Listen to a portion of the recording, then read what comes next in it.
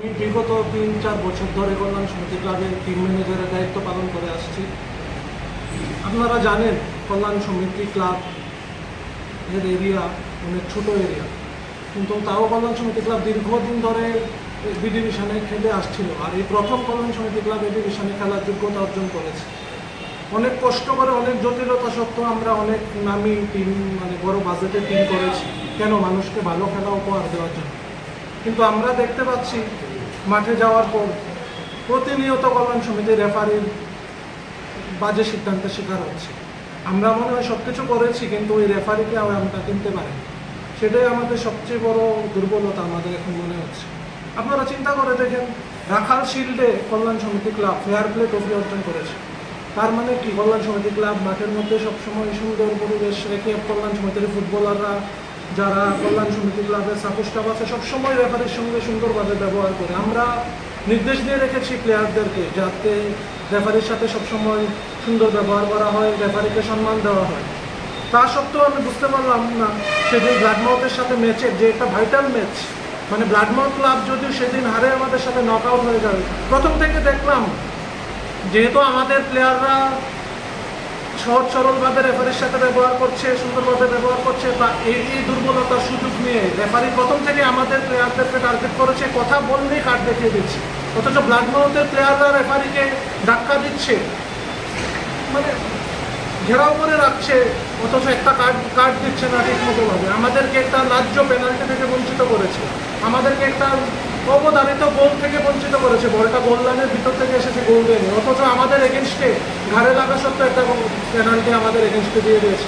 একটা ম্যাচের মধ্যে যদি ৩-৪টা এরকম বড় সিদ্ধান্ত আমাদের এগেনস্টে যায়, তো আমরা কী করে ম্যাচ জিতব? আপনারা দেখেন, এই যে ব্লাডমাউথ ক্লাবের 5টা প্লেয়ারকে উনি হলুদ কার্ড দেখিয়েছে, অথচ একটা প্লেয়ারকে উনি লাল কার্ড দেখান। প্লেয়ারকে বেছে বেছে হলুদ কার্ড দেখায়। যে প্লেয়ারটা একবার হলুদ কার্ড দেখেছে, ও আরেকটা ফাউল করলে ওর কোনো কার্ড দেখাচ্ছে না। এইরকম যদি রেফারি করে, তো আমরা কীভাবে, আমরা খেলে এত বড় বাজেটের টিম করে আমাদের কী লাভ? আমি টুর্নামেন্ট শুরু হওয়ার আগেই আমাদের যে পেট্রন সাহেব রতন সাহা আর আমি ওই যে আমাদের জেনারেল সেক্রেটারি অমিত চৌধুরী সাহেবের সাথে আমি কথা বলেছি যে দেখেন, আমাদের ত্রিপুরা রেফারিরও ভালো রেফারি, অনেক উদীয়মান রেফারি আছে, কিন্তু 1-2জন রেফারির কারণে ত্রিপুরা রেফারিরা বদনাম হচ্ছে। একজন রেফারি হলো সত্যজিৎ দেবরায়, আপনারা সবাই জানেন উনি ফিজিক্যালি আনফিট, রেফারি করার মতো তো ওনার সেরকম ফিটনেস নেই। আর আমার মনে হয় যে তাপস দেবনাথ, উনি মেন্টালি একদম আনফিট।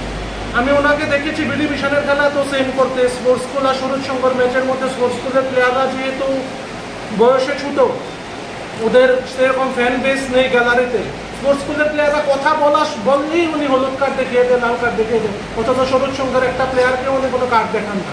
সেই সুযোগে যখন স্পোর্টস স্কুলের কোচ আবু তাহের ফোর্থ রেফারির কাছে প্রটেস্ট করতে গেছে, যার এসব কী হচ্ছে, বাচ্চা বললে স্পোর্টস স্কুলের প্লেয়ারদেরকে হলুদ কার্ড দেখিয়ে দিচ্ছে, তখন উনি সঙ্গে সঙ্গে লাল কার্ড দেখিয়ে আবু তাহেরকে মাঠ থেকে বের করে দিয়েছে। যে আবু তাহের এখন আমাদের কল্যাণ সমিতির কোচ, তার মানে সেম করছে উনি। মাঠে গিয়ে সেদিন যখন দেখলো যে কল্যাণ সমিতির প্লেয়াররা ফেয়ারভাবে খেলে রেফারিকে সম্মান করে, এটা দুর্বলতার সুযোগ নিয়ে উনি কল্যাণ সমিতির প্লেয়াররা কথা বললেই কার্ড দেখিয়ে দেয়, অথচ ব্লাডমাউথের প্লেয়াররা দেখেন ওনাকে কীভাবে জড়িয়ে ঘেরাও করে ধরে রেখেছে, বল লাথি দিয়ে ফেলে দিচ্ছে, আমাদেরকে শট মারতে দিচ্ছে না। উনি একটা প্লেয়ারকে রেড কার্ড দেখান, আমাদেরকে একটা অবধারিত পেনাল্টি, দেখেন অবধারিত পেনাল্টিটা আমাদেরকে দেওয়া হবে। আমি যতটুকু জানি যে তাপস দেবরায় উনি মেন্টালি আনফিট, এই ধরনের রেফারিকে টিএফএ কীভাবে এত বড় ম্যাচের দায়িত্ব দেয় আমি সেটা আমার জানা নেই। আমি সেটার একদম নিন্দা প্রকাশ করছি। আর আগামী দিনে যদি গিয়ে আমি কোনোদিন দেখি যে তাপস দেবনাথ কোনোদিন এই মাঠের রেফারিতে আছে, আমরা আমাদের টিম নামাবো, সেটাই আমার মনে হচ্ছে। আচ্ছা, আপনাদের যে একটা ঘটনা, আমরা মাঠে সুন্দরভাবে খেলেছি, মাঠে তো কোনো প্লেয়ার রেফারিকে ধাক্কাও দেয়নি না, ম্যানেজার, আমি ম্যানেজার 4 বছর ধরে আজকে ম্যানেজার আছি কল্যাণ সমিতি ক্লাবের, কোনোদিন কোনো রেফারির সাথে আমরা খারাপ ব্যবহার করি, এই রেকর্ড আমাদের নেই। মাঠের বাইরের ঘটনা আমরা কীভাবে সামাল দেবো? এটা তো পুলিশ দেখবে। মাঠের বাইরের ঘটনা তো আমরা পারবো, এটা তো টিএফএর উচিত যে পুলিশ প্রোটেকশন দিয়ে রাখবে। কোন সময় কে গিয়ে মেরে দেবে বলবে আমি কল্যাণ সমিতির সমর্থক, সেটাকে ক্লাব দায় নেবে। ক্লাবের দায়িত্ব আর মাঠের গ্যালারির না, মাঠের ভিতরেরটা আমি বলতে পারি। আমার প্লেয়ার তো কারোর উপর কোনো হাত তুলেনি, কোনো কারোর সাথে খারাপ ব্যবহার করেনি। রেফারি অ্যাসোসিয়েশন আরেকটু অভিযোগ করছে, তাদের কাছে ক্ষমা না চাইলে তারা আপনাদের ম্যাচ বাঁধাবে না, সেই বিষয়ে রেফারি যিনি ম্যাচ বাঁধিয়েছে উনি মেন্টালি ওনার কথা রেফারি অ্যাসোসিয়েশন বলেছে।